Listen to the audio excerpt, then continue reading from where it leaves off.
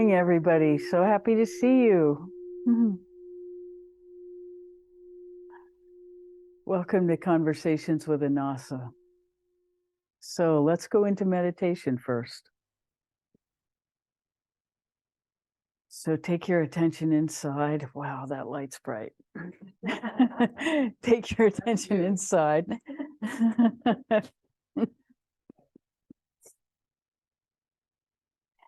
And down below your belly button.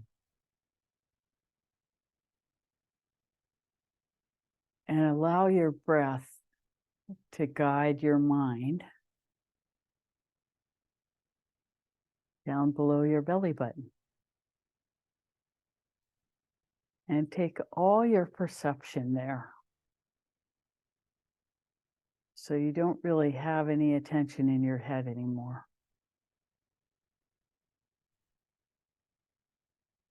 And feel your body just begin to quiet as your attention is in a different place.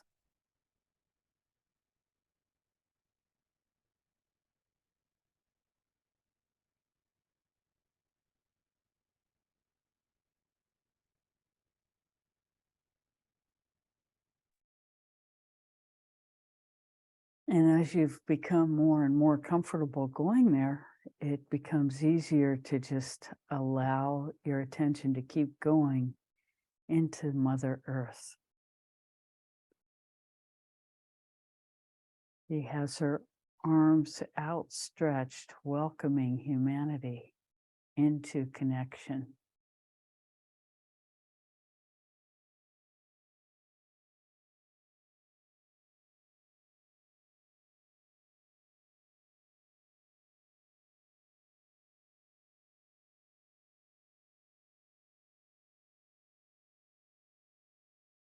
It is not really that so many people have lost their connection to Earth. Many, many people are working on it now. But those powered by greed have lost touch with their respect for life itself.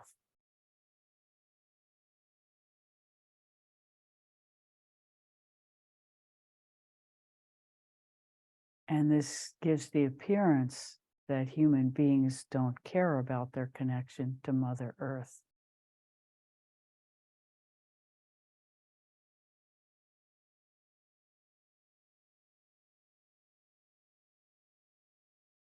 But in reawakening our own connection,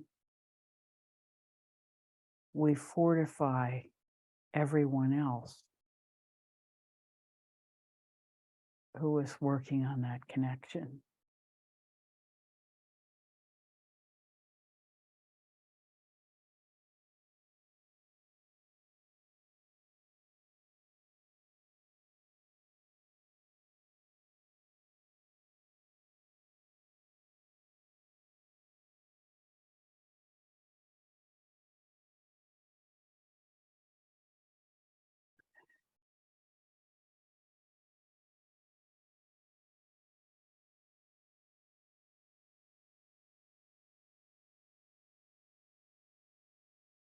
And all that is in the highest best interest of the whole, fortify that connection.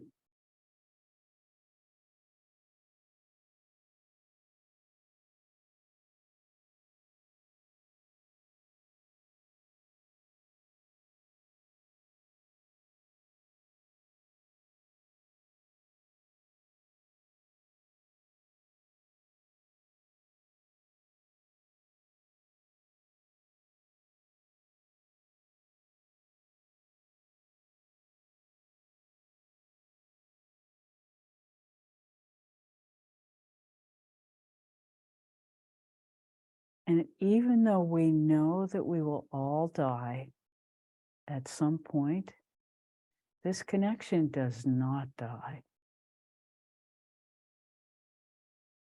This connection to the highest best for the whole is always available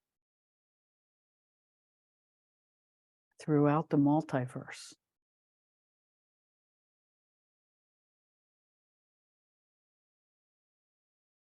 This is the unchanging, ever present communion.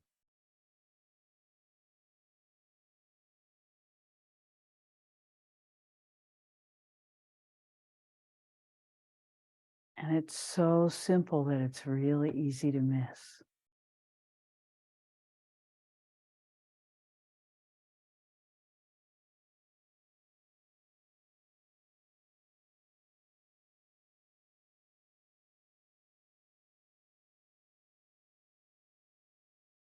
Feel your breath aligning with that, with a capital T.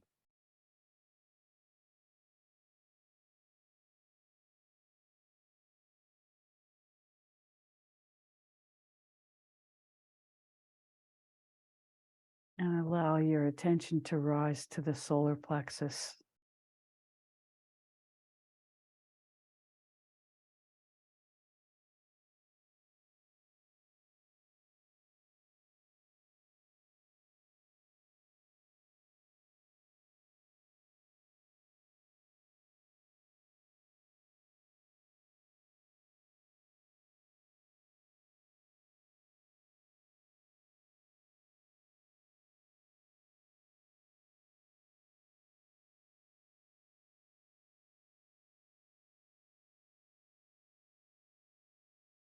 Feeling again that communion with the all of the all that is.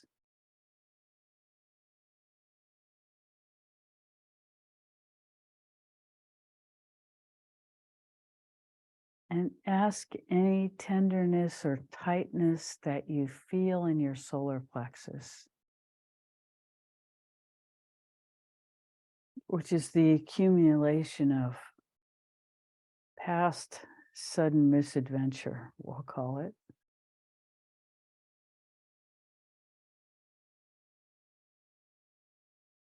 Just allow that to dissolve.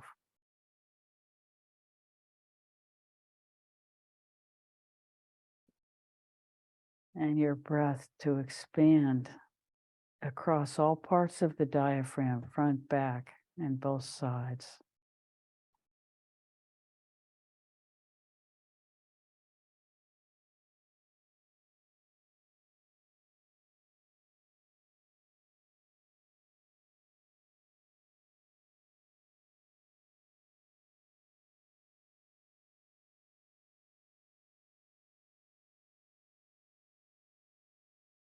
And just ask to release anything that is held here.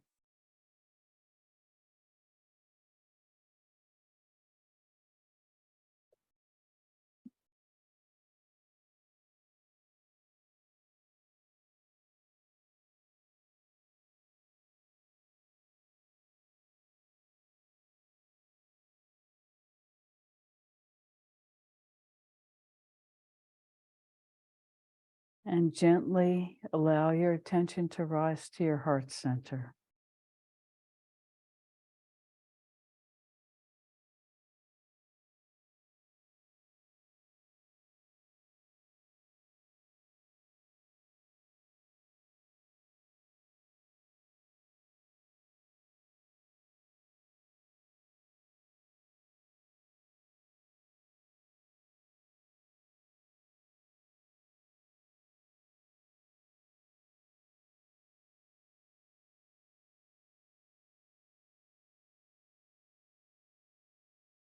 Then to your throat center. Swallow to release any tensions there.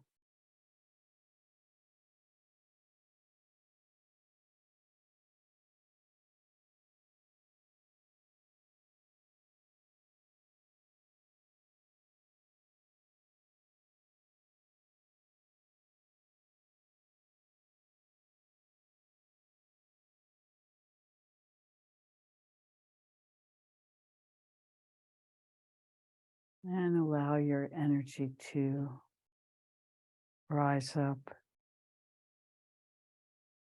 to the third eye.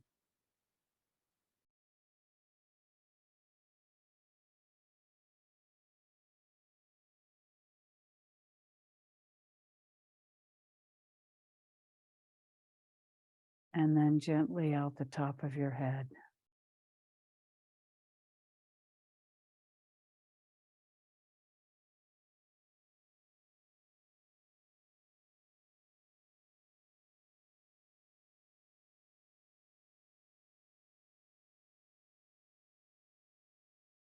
And follow your energy as it flows in 360 degrees.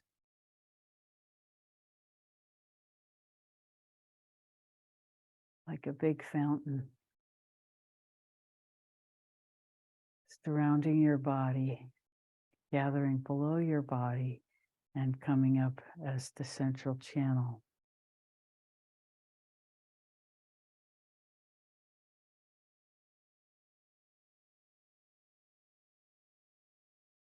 And feel yourself aware of that motion.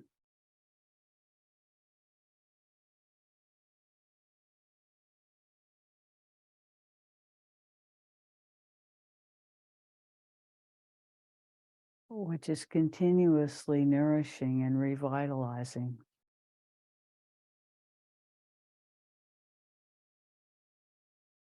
The spiritual, mental, emotional, and physical dimensions of our being.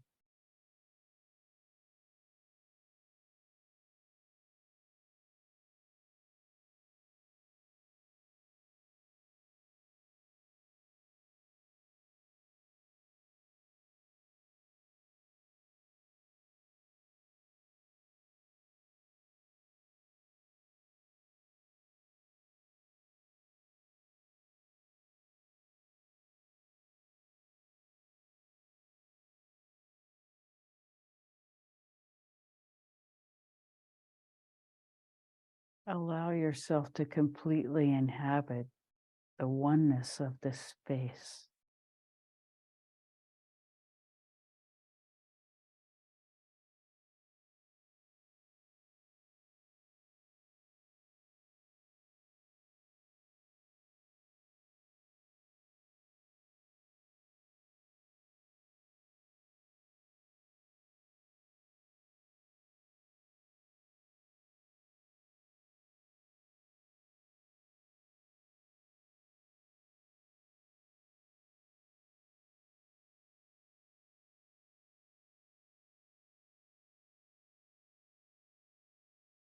When you're ready, allowing this experience to continue,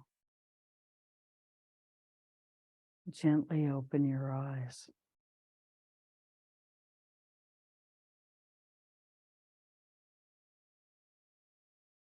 Completely in contact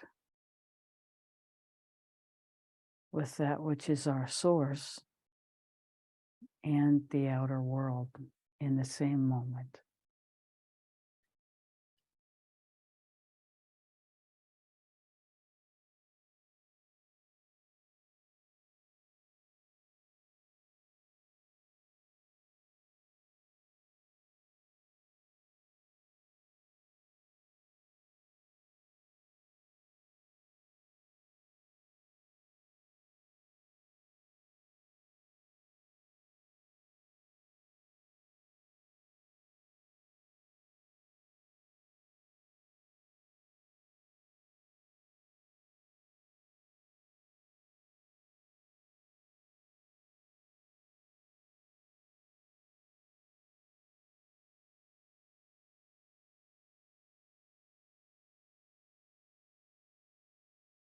How may we serve this morning?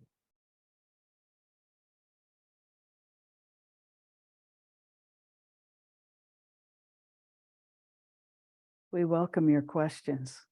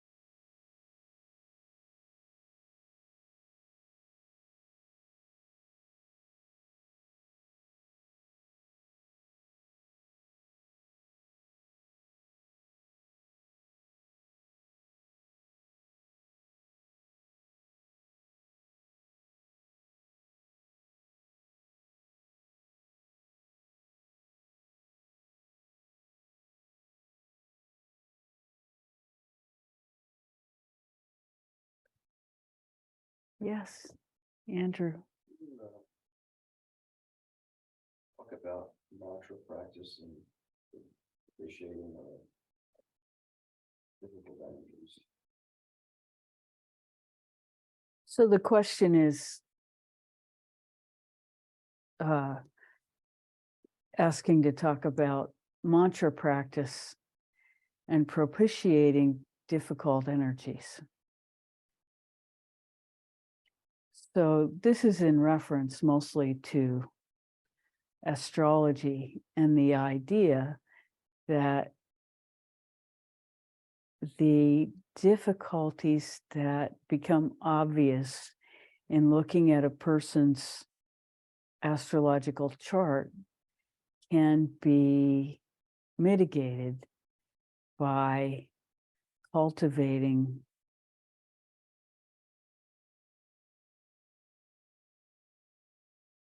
the awareness of the planetary energy by saying mantra, which resonates with that energy within ourselves. This is how it works. That our astrological chart represents balances and imbalances that were present in the sky at the moment we were born that informed our arrival as we began to breathe as human beings. Our,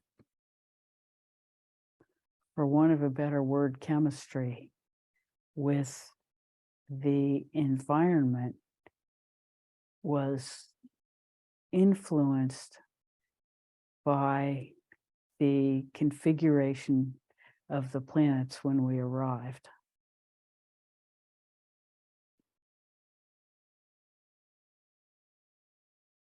And so if we're aware of those configurations and those energies, we can see the pattern of what we could call karma, the imprints from past lives, that from past life experience that we brought with us into this life to be resolved.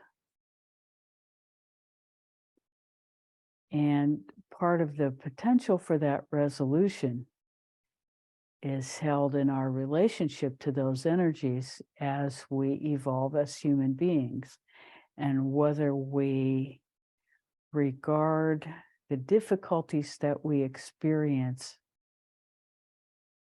as things that inform us about how to evolve, or as we make other choices in the face of that difficulty.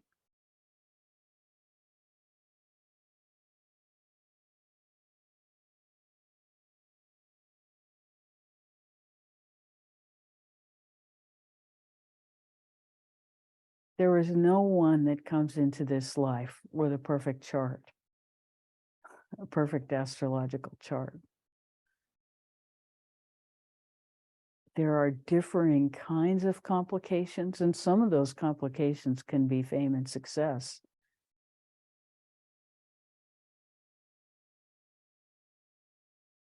And some of them can be hardship and sorrow.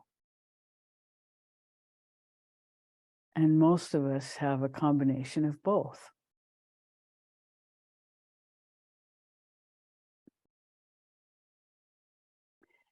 And so knowing that astrological information and the harmonic frequencies that resonate with those configurations can give us the opportunity to have a different relationship with that energy as something that we can work with as part of our evolution, rather than something that is in some oppositional relationship to us.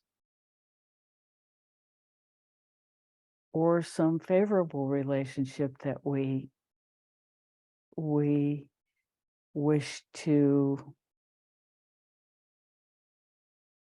sort of ride with in a certain way with our awareness. So this is from an astrological perspective, this is what mantra is about. And from a spiritual perspective, it's much the same. We are cultivating broader energies that help us participate in our evolution as more and more aware and participating in greater frequencies of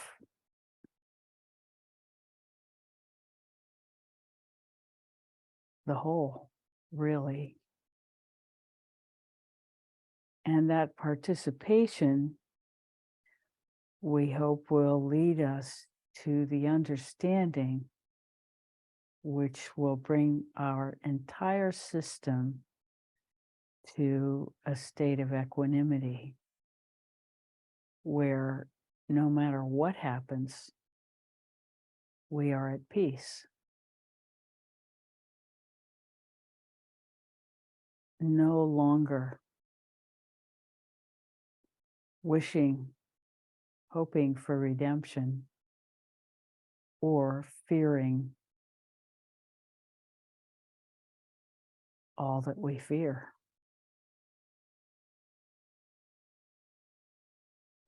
And so understand that state of equilibrium does not exactly impact what happens to us. We still have the same difficulties. We just participate with them in a different way. We still live in a dynamic system that informs us differently almost every moment. We are a different person.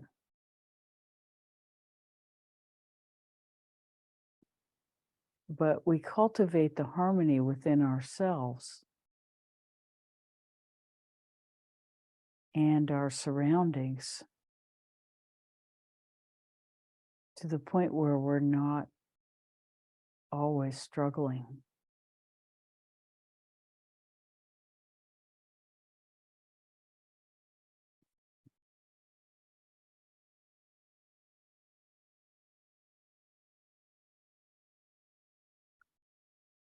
Or maybe a better way to put it is that we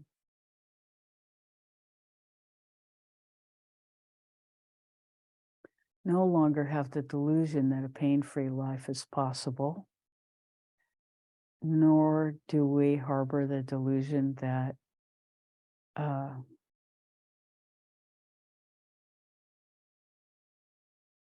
joy is something separate. We understand that all parts are available at any given moment and that we get to choose.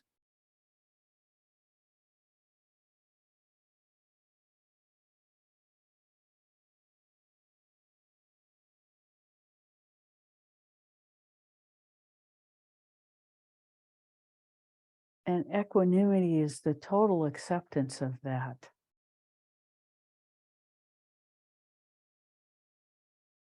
And the whole range,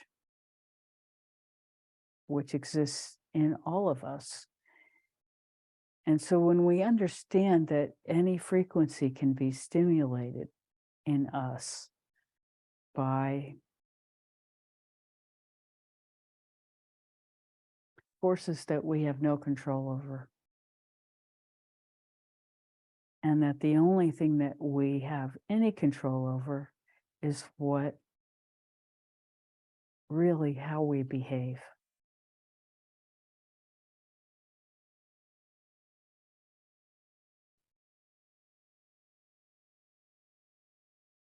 And one of the ways that we can begin to insert some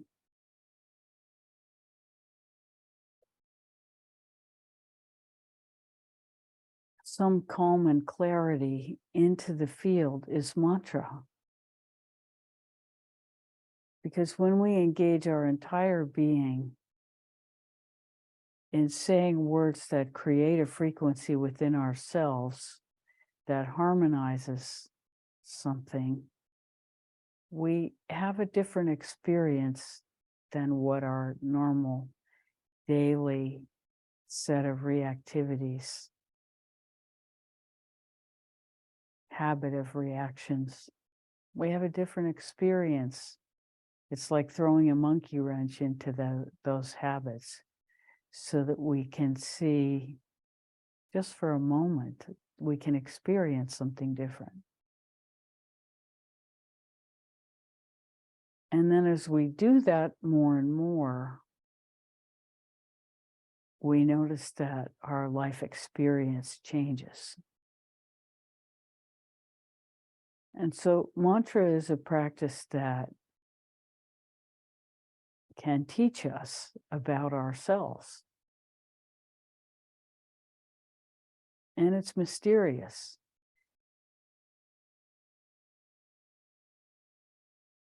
Because the way the mantras work is our embracing that frequency and allowing it to permeate our being and then watching what happens. So it's again lived through experience that tells us its value.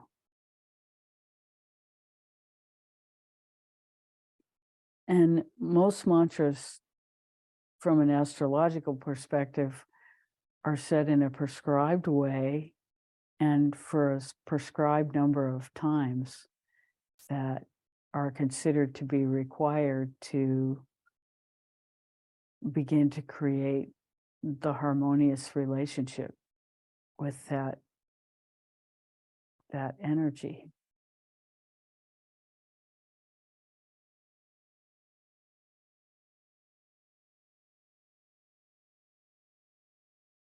Mantra is different from prayer in a number of ways. Very often we think of prayer as, asking for things we want or asking to be saved from things we don't want. Whereas mantra is a cultivation of an energetic field that we don't really have any understanding of when we begin.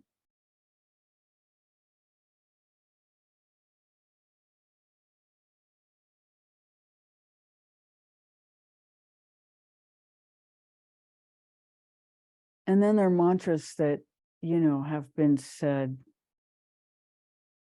over time, like the Heart Sutra, that has so much power because with any mantra, when you say the mantra, you are entering the field of everyone who has said it for eons.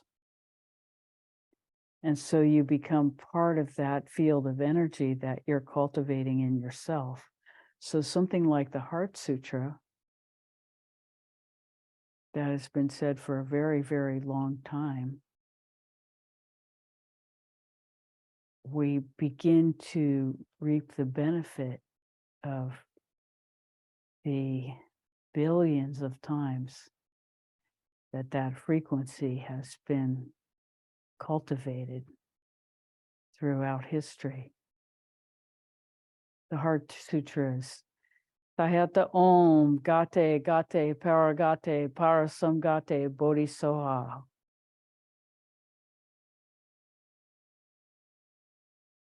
And that has power. So we cultivate that power in ourselves and that resonance in ourselves and become aligned with all the people, all the beings that have ever cultivated that resonance throughout time.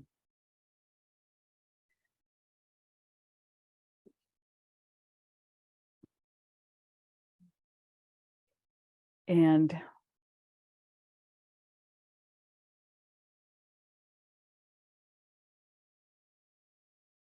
most of the mantras are in Sanskrit, which has been considered to be a spiritual language. And each of the syllables in the language resonates with,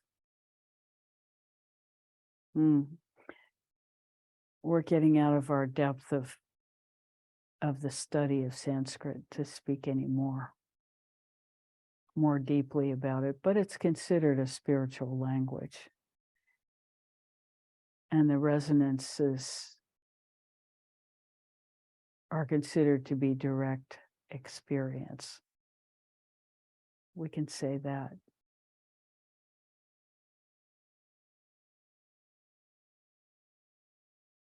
And some people believe that if you don't pronounce it correctly, it's ineffective. We don't believe that. Intention has a huge impact. And the reason we don't believe that is because we've met so many people who say mantras differently and they still work.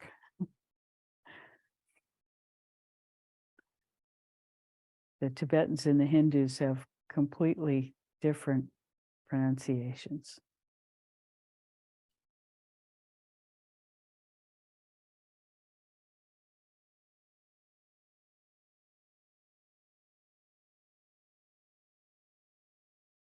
Does that answer the question?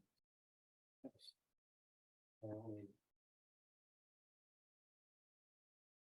She touched on this, using mantras that are versus kind of more universal concern, like around an eclipse, or planet that's combust or something like that, that affects everybody.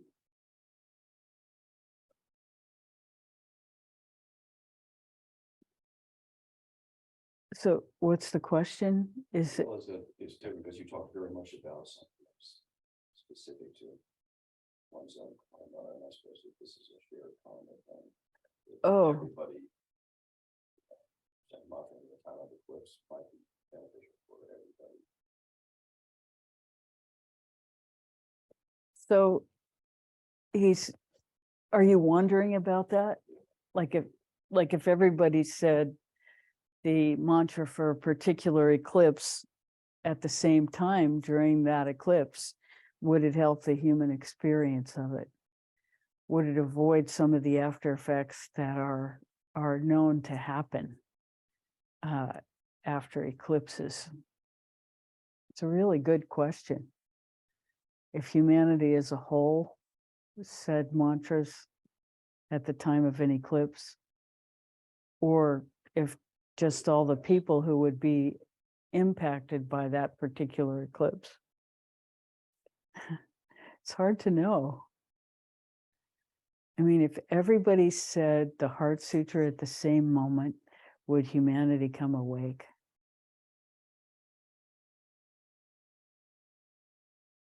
Who knows? Who knows? Oh, great, great.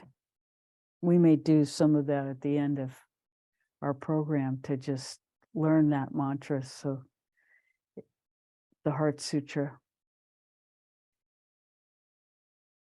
It's probably the central Tibetan mantra. Tibetan Buddhist mantra.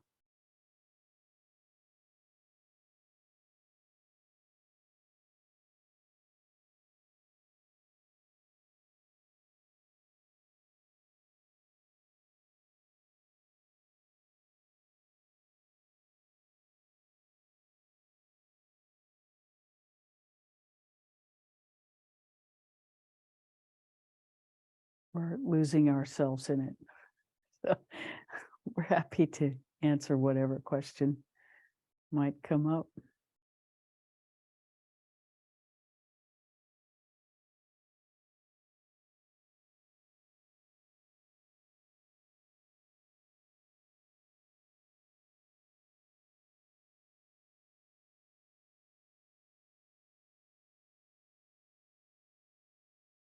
we can tell you an experience that Rebecca and Andrew had with several of their friends.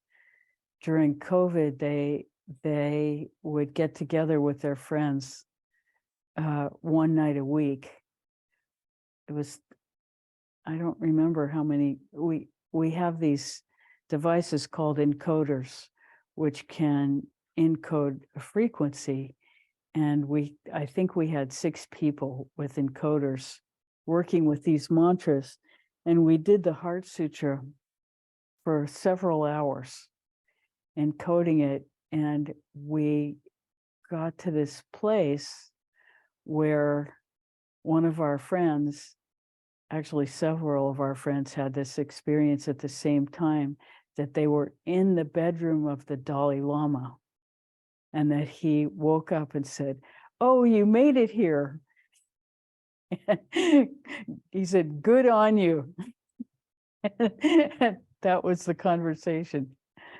It's a very powerful mantra.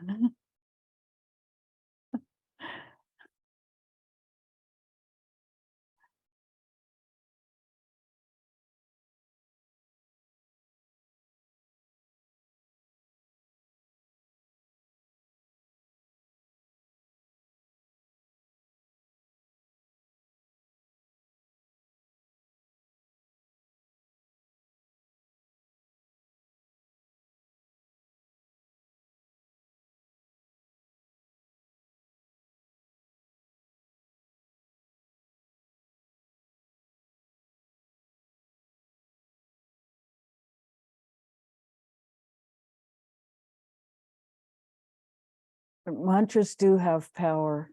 Mantras said in community. I mean, there are groups that do global mantra practice. We're not aware of how to get to any of them at the moment, but they do exist. At certain times, they'll do mantras for peace.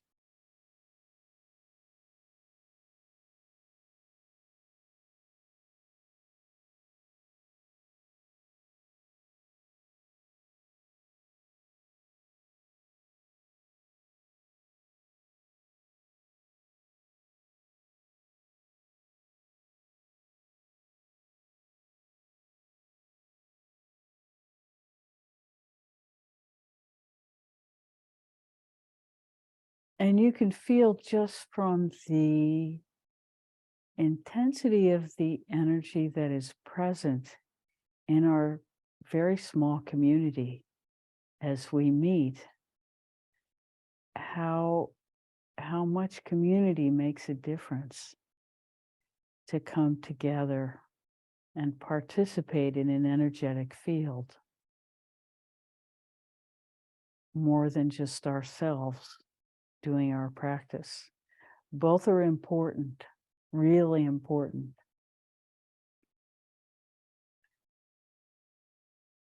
Because knowing ourselves is really the highest calling we could have. But sharing it with others is one of the most pleasurable things we can do.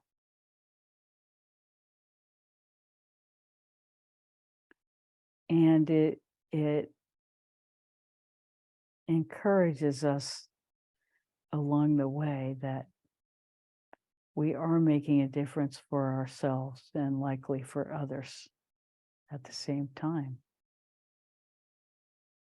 And then over time, we actually see the difference in our own lives, and we feel it in our own being. And then there's no longer a question of whether we're going to do it, but how we're going to do it today. And it becomes more and more interesting.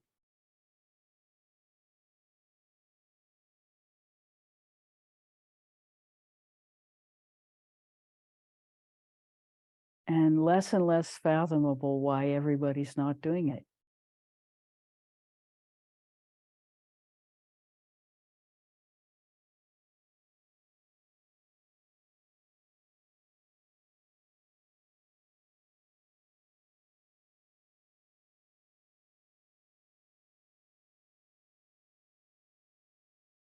What else can we talk about today?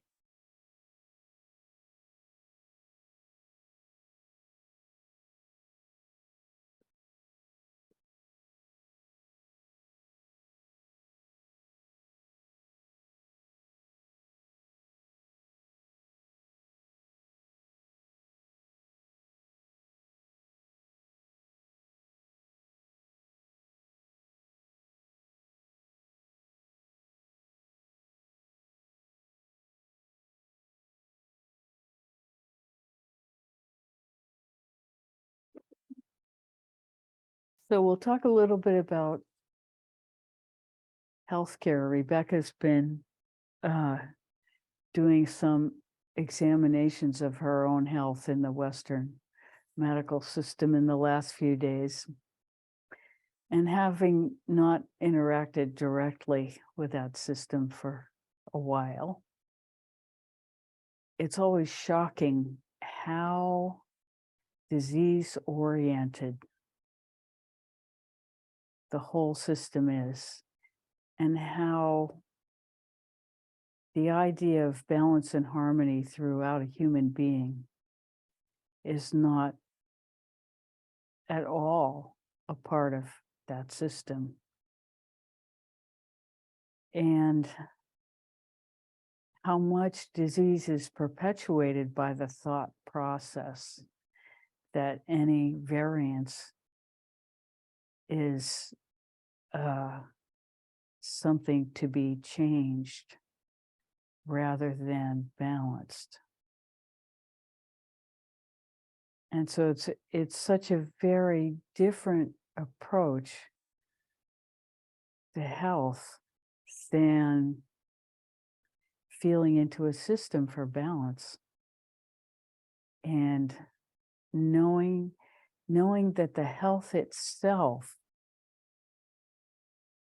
within the body is always in the highest balance it can be.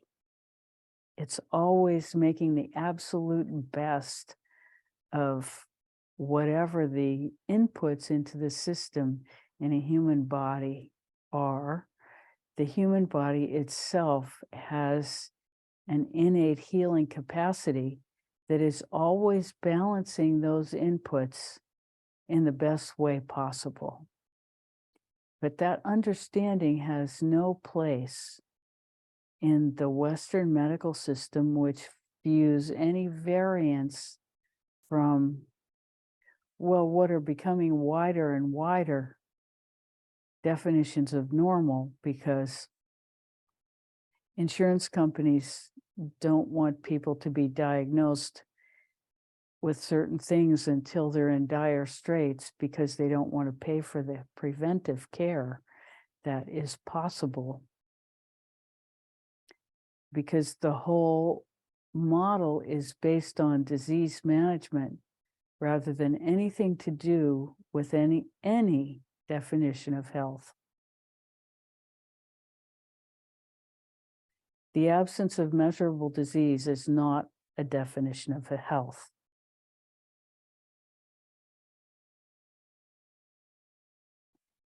And it's so destructive to regard imbalance as disease, because any singular imbalance that is directly treated will create multiple imbalances in its wake, because the whole is not accounted for. And the human body is a system of checks and balances that are constantly in every moment adapting to whatever the circumstance is.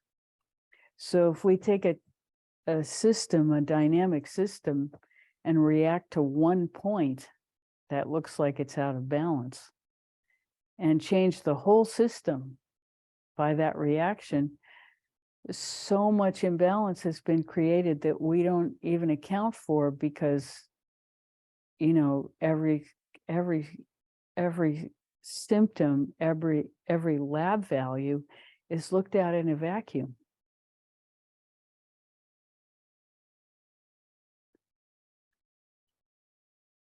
So it would be like,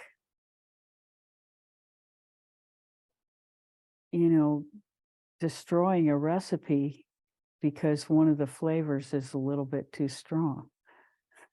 And so you adapt by putting in another flavor that may have nothing to do with that flavor, but actually appears to change it in a certain way.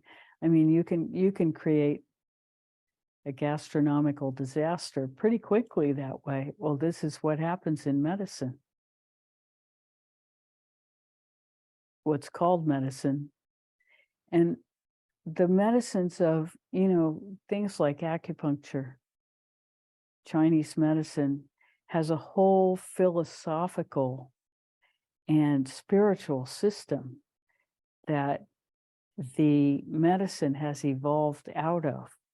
So all the medicines are about balance and harmony in a whole system, not about, treating symptoms and making them disappear with substances that never existed before the last 30 years.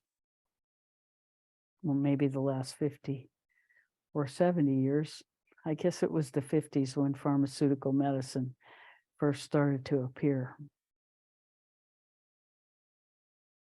And you can tell, the hallmark of Western medicine is that anything that's found in nature cannot be patented.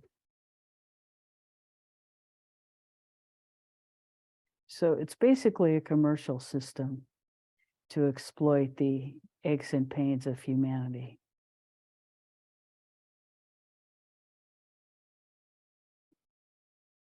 And once the insurance companies and the hospital administrations got involved, it's now completely out of the hands of the doctors what even constitutes medical care.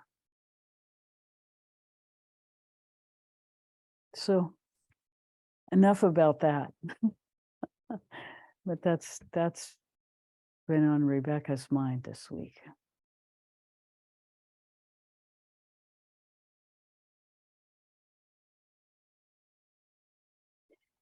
And that's facing the system with a pretty complete medical education.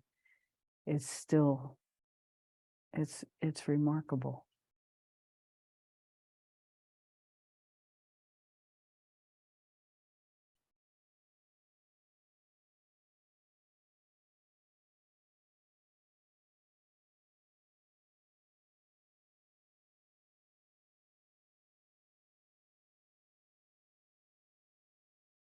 And by complete, it's not total understanding, it's just a bigger view because of the education.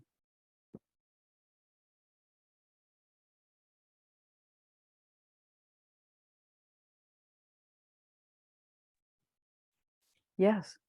So what's a good way to navigate through that system that we have to be a part of, really, of medicine, of Western medicine?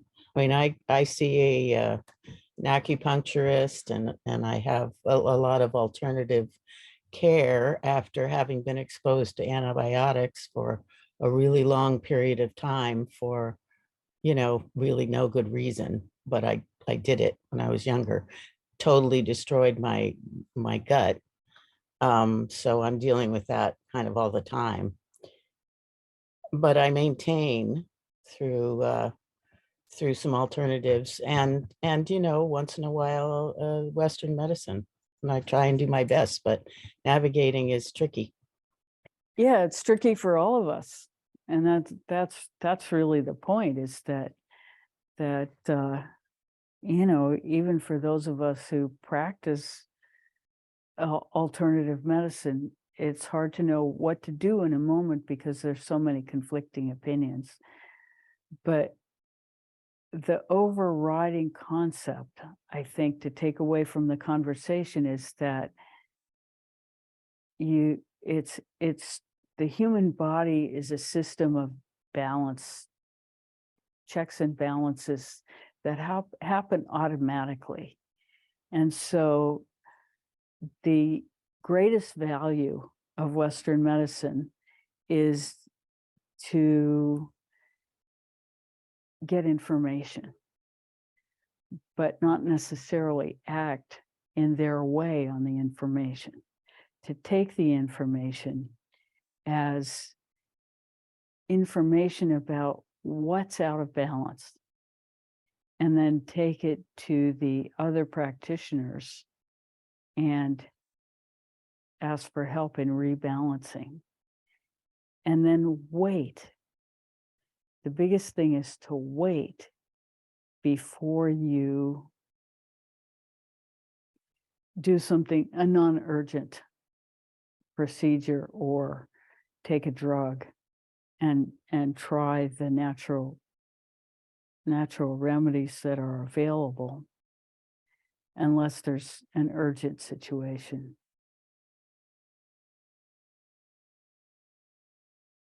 That's the best we can say today. But to understand that it all has to do with things that are in balance, and that what looks out of balance is the body doing its best in that particular circumstance. And so the thought process is how to rebalance that. So for example, you've understood that antibiotics had a big impact on your gut fauna and flora. And yet at this point, nobody really knows what the best gut fauna and flora is, or how to get from here to there. And so it's an experiment of, the blind leading the blind. In most cases, like now everybody understands, yes, the gut's the problem, but how do we use, even though we identify all the microbes in the gut, how do we change the balance in a way that's sustainable, that's healthier than and what does health look like? In that nobody knows yet. I mean, there are enormous number of people doing work on it. And, within the next decade, it will become very clear how to treat many, many things from the gut.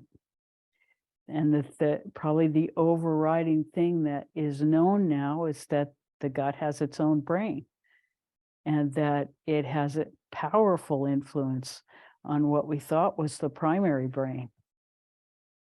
But it's possible that the gut is the primary brain, not the secondary brain. And this is, one of the reasons that we start every meditation taking our attention out of what we have always considered to be the primary brain and into the arena of where the primary brain may actually be. Because it's our experience in every day that we have a lot more, that a human being, if this human being feels a lot more control when the attention is below the belly button than when it's bouncing back and forth between the ears. That there is a calm and a sense of we would almost say studied participation rather than reaction in having the attention there.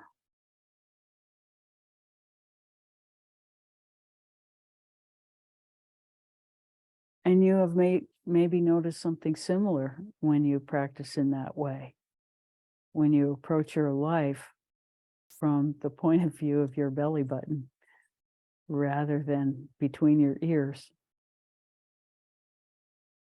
Because already just to be there, you have to be breathing. You can't get there if your breath is locked up here, which is where a lot of this takes us into an anxious state where we can't breathe, We definitely can't get past the diaphragm.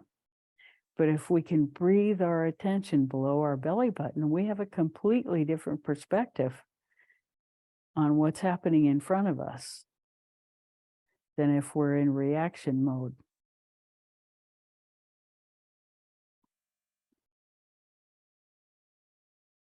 So, if you haven't tried it, it's really worthwhile.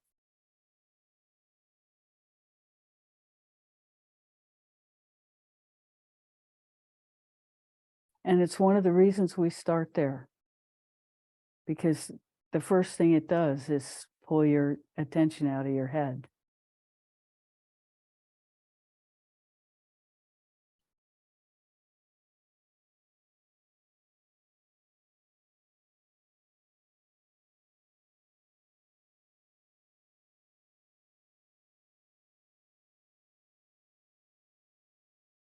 Hope that answers your question. Yes, thank you. Mm. I've got a low battery, so if I disappear, that would be the reason why. Okay, Just to let you know. thank you. Mm.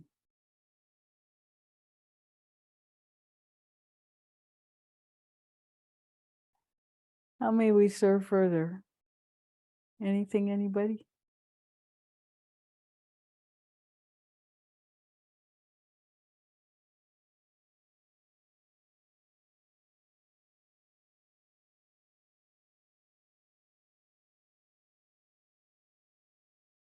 It has been so beautiful outside.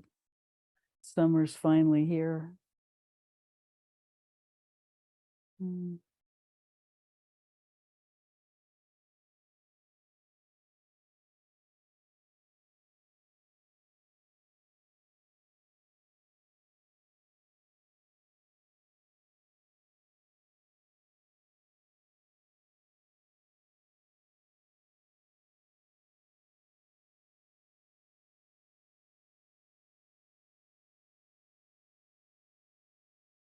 We won't be here next week because there's a family wedding. We'll be in Friendship, Maine.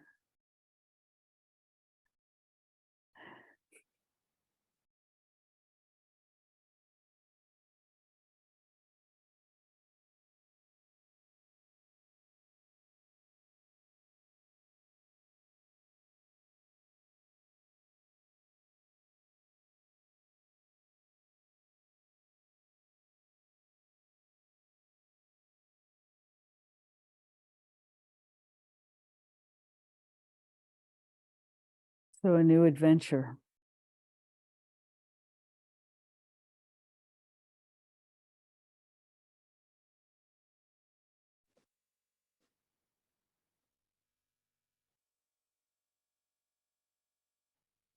Yes, Hello. so I happy to want, see you. oh, great to see you. Yeah, it's great to be here. So maybe at some point you could put the words up for the Heart Sutra so that I could so either through email or so that I think even if they're in the chat. Do you have access to the chat? I haven't been there, but Okay, look at the bottom of your screen or maybe the top of your screen, wherever the icons appear. And at some place it will say chat and just click on that. okay. Yeah, I don't click on I that. don't see it right now, but I'll get help with that. Well, if you just take your cursor across the top and across the bottom and across the sides, at some point icons will appear. Mm-hmm. Yeah, I got some at the top, but I'm not seeing chat. Chat looks like the bubbles in cartoons that are kind of rectangular. Uh-huh. It looks like that. And then if you hold your cursor over it, you'll see the word chat. Okay. And then just click on it and then run the cursor up and down the chat and you'll see the mantra. Okay. I'll do that. Okay. Thanks. Sure.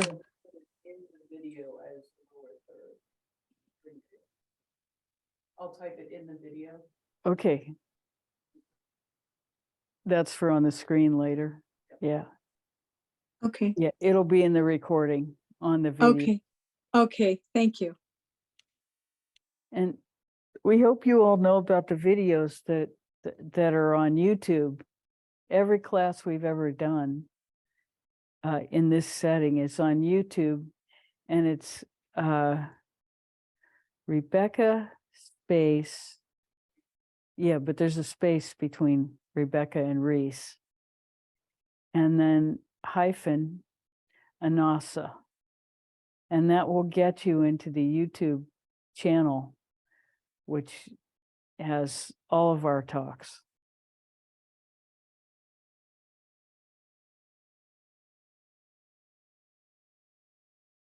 Isn't that also on the invitation? Yes.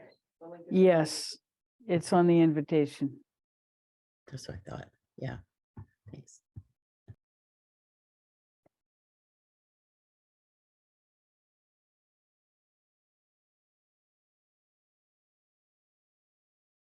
So let me say the mantra a few times slowly.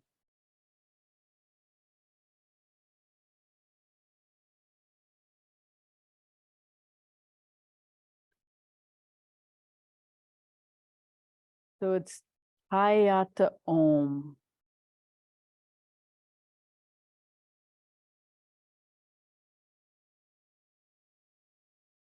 Hayata Om. That's the first line.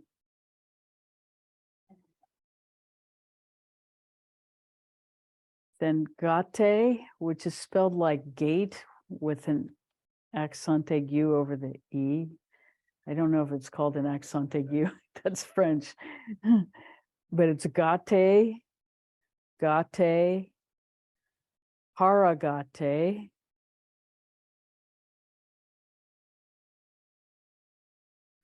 Parasumgate,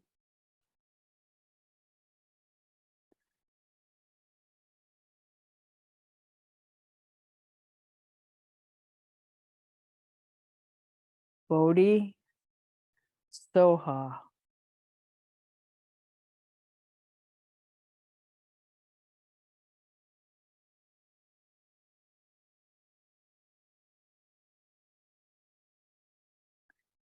Hayata Om, Gate, Gate, Haragate, Parasumgate,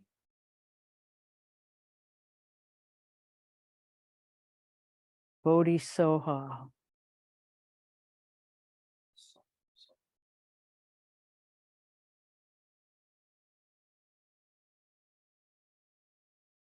Andrew's correcting pronunciation to Parasum, Sumgate, SAM instead of SUM.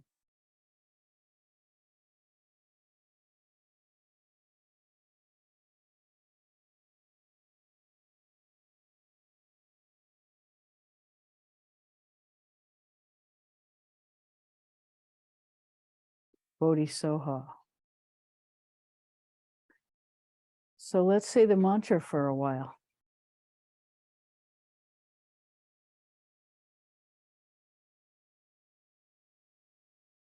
And in case I forget to say it, I'll see you in 2 weeks after this.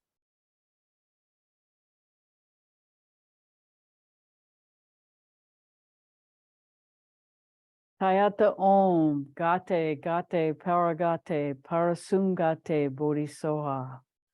Tayata Om, Gate, Gate, Paragate, Parasumgate, Bodhisoha. Tayata Om, Gate, Gate, Paragate, Parasumgate, Bodhisoha. Tayata Om, Gate, Gate, Paragate, Parasumgate, Bodhisoha. Tayata Om, Gate, Gate, Paragate, Parasumgate, Bodhisoha. Tayata Om, Gate, Gate, Paragate, Parasumgate, Bodhisoha. Tayata Om, Gate, Gate, Paragate, Parasumgate, Bodhisoha. Tayata Om Gate Gate Paragate Parasamgate Bodhisoha. Tayata Om Gate Gate Paragate Parasamgate Bodhisoha. Tayata Om Gate Gate Paragate Parasamgate Bodhisoha. Tayata Om Gate Gate Paragate Parasamgate Bodhisoha. Tayata Om Gate Gate Paragate Parasamgate Bodhisoha. Tayata Om Gate Gate Paragate Parasamgate Bodhisoha. Tayata Om Gate Gate Paragate Parasamgate Bodhisoha. Tayata Om Gate Gate Paragate Parasamgate Bodhisoha. Tayata Om Gate Gate Paragate Parasamgate Bodhisoha. Tayata Om Gate Gate Paragate Parasamgate Bodhisoha. Tayata Om Gate Gate Paragate Parasamgate Bodhisoha. Tayata Om Gate Gate Paragate Parasamgate Bodhisoha. Tayata Om Gate Gate Paragate Parasamgate Bodhisoha. Tayata Om Gate Gate Paragate Parasamgate Bodhisoha. Tayata Om Gate Gate Paragate Parasamgate Bodhisoha. Tayata Om Gate Gate Paragate Parasamgate Bodhisoha. Tayata Om Gate Gate Paragate Parasamgate Bodhisoha. Tayata Om Gate Gate Paragate Parasamgate Bodhisoha. Tayata Om Gate Gate Paragate Parasamgate Bodhisoha. Tayata Om Gate Gate Paragate Parasamgate Bodhisoha. Tayata Om Gate Gate Paragate Parasamgate Bodhisoha. Tayata Om Gate Gate Paragate Parasamgate Bodhisoha. Tayata Om Gate Gate Paragate Parasamgate Bodhisoha. Tayata Om Gate Gate Paragate Parasamgate Bodhisoha. Tayata Om Gate Gate Paragate Parasamgate Bodhisoha. Tayata Om Gate Gate Paragate Parasamgate Bodhisoha. Tayata Om Gate Gate Paragate Parasamgate Bodhisoha. Tayata Om Gate Gate Paragate Parasamgate Bodhisoha. Tayata Om Gate Gate Paragate Parasamgate Bodhisoha. Tayata Om Gate Gate Paragate Parasamgate Bodhisoha. Tayata Om Gate Gate Paragate Parasamgate Bodhisoha.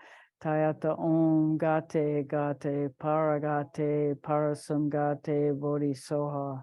Tayata Om Gate Gate Paragate Parasamgate Bodhisoha. Tayata Om Gate Gate Paragate Parasamgate Bodhisoha. Tayata Om Gate Gate Paragate Parasamgate Bodhisoha. Tayata Om Gate Gate Paragate Parasamgate Bodhisoha. Tayata Om Gate Gate Paragate Parasamgate Bodhisoha. Tayata Om Gate Gate Paragate Parasamgate Bodhisoha. Tayata Om Gate Gate Paragate Parasamgate Bodhisoha. Tayata Om Gate Gate Paragate Parasamgate Bodhisoha. Tayata Om Gate Gate Paragate Parasamgate Bodhisoha. We're going to stop for a second because we want to tell you something about how to say the mantra inside yourself. Because when you say the mantra, if you focus the energy outside, it has a totally different feel to it than if you are saying it deeply to the part of you inside yourself that resonates with it. They're two totally different intentions that you can have. And you'll feel the difference by trying one and then the other. But the intention of mantra is that it becomes so deeply ingrained within you that it starts saying itself. That you wake up in the morning and that mantra is already going, because it's you are that mantra. So we just wanted to stop and say that to let you experience it and experiment with it. So let's go back to it again. Tayata Om Gate Gate Paragate Parasamgate Bodhisoha. Tayata Om Gate Gate Paragate Parasamgate Bodhisoha. Tayata Om Gate Gate Paragate Parasamgate Bodhisoha. Tayata Om Gate Gate Paragate Parasamgate Bodhisoha. Tayata Om Gate Gate Paragate Parasamgate Bodhisoha. Tayata Om Gate Gate Paragate Parasamgate Bodhisoha. Tayata Om Gate Gate Paragate Parasamgate Bodhisoha. Tayata Om Gate Gate Paragate Parasamgate Bodhisoha. Tayata Om Gate Gate Paragate Parasamgate Bodhisoha. Tayata Om Gate Gate Paragate Parasamgate Bodhisoha. Tayata Om Gate Gate Paragate Parasamgate Bodhisoha. Tayata Om Gate Gate Paragate Parasamgate Bodhisoha. Tayata Om Gate Gate Paragate Parasamgate Bodhisoha. Tayata Om Gate Gate Paragate Parasamgate Bodhisoha. Tayata Om Gate Gate Paragate Parasamgate Bodhisoha. Tayata Om Gate Gate Paragate Parasamgate Bodhisoha. Tayata Om Gate Gate Paragate Parasamgate Bodhisoha. Tayata Om Gate Gate Paragate Parasamgate Bodhisoha. Tayata Om Gate Gate Paragate Parasamgate Bodhisoha. Tayata Om Gate Gate Paragate Parasamgate Bodhisoha. Tayata Om Gate Gate Paragate Parasamgate Bodhisoha. Tayata Om Gate Gate Paragate Parasamgate Bodhisoha. Tayata Om Gate Gate Paragate Parasamgate Bodhisoha. Tayata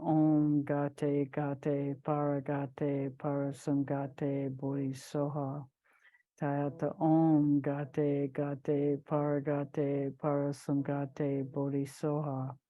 Tayata Om Gate Gate Paragate Parasamgate Bodhisoha. Tayata Om Gate Gate Paragate Parasamgate Bodhisoha. Tayata Om Gate Gate Paragate Parasamgate Bodhisoha.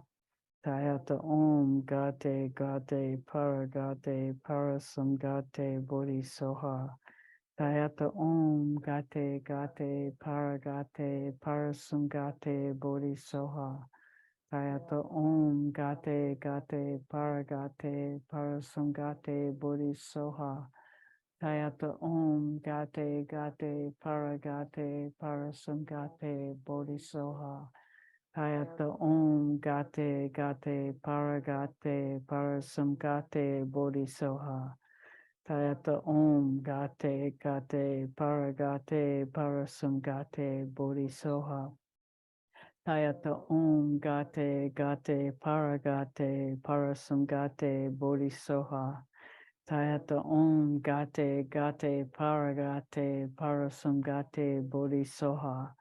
Tayata Om Gate Gate Paragate Parasamgate Bodhisoha. Tayata Om Gate Gate Paragate Parasamgate Bodhisoha. Tayata Om Gate Gate Paragate Parasamgate Bodhisoha. Tayata Om Gate Gate Paragate Parasamgate Bodhisoha. Tayata Om Gate Gate Paragate Parasamgate Bodhisoha. Tayata Om Gate Gate Paragate Parasamgate Bodhisoha. Tayata Om Gate Gate Paragate Parasamgate Bodhisoha. Tayata Om Gate Gate Paragate Parasamgate Bodhisoha. Tayata Om Gate Gate Paragate Parasamgate Bodhisoha.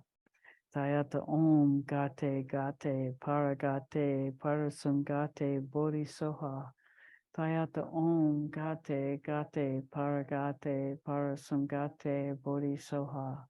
Tayata Om Gate Gate Paragate Parasamgate Bodhisoha. Tayata Om Gate Gate Paragate Parasamgate Bodhisoha. Tayata Om Gate Gate Paragate Parasamgate Bodhisoha. Tayata Om Gate Gate Paragate Parasamgate Bodhisoha. Tayata Om Gate Gate Paragate Parasamgate Bodhisoha. Tayata Om Gate Gate Paragate Parasamgate Bodhisoha. Tayata Om Gate Gate Paragate Parasamgate Bodhisoha. Tayata Om Gate Gate Paragate Parasamgate Bodhisoha. Tayata Om Gate Gate Paragate Parasamgate Bodhisoha. Tayata Om Gate Gate Paragate Parasamgate Bodhisoha. Tayata Om Gate Gate Paragate Parasamgate Bodhisoha. Tayata Om Gate Gate Paragate Parasamgate Bodhisoha. Tayata Om Gate Gate Paragate Parasamgate Bodhisoha.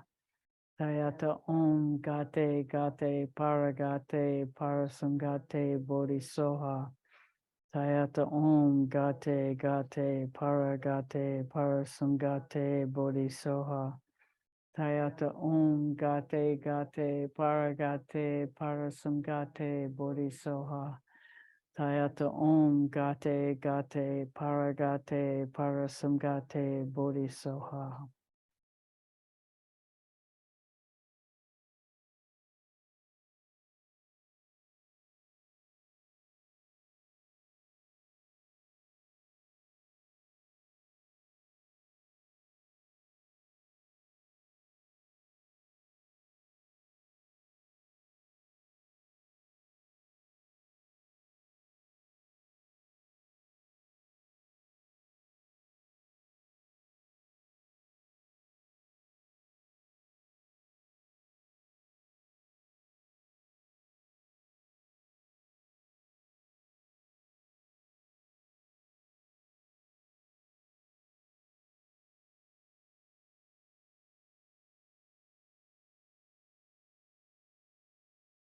So we're going to share one more technique with you that you can practice on your own. And that is when you say this mantra, say it into each of your energy centers. And then when you stop, feel the resonance in your body.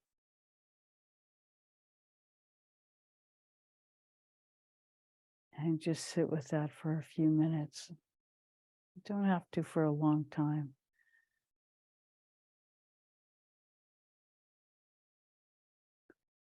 That's how you begin a relationship with a mantra.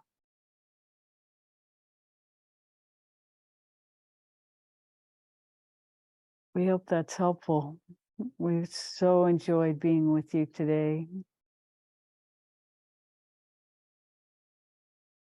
So much love. Mm. Bye for now.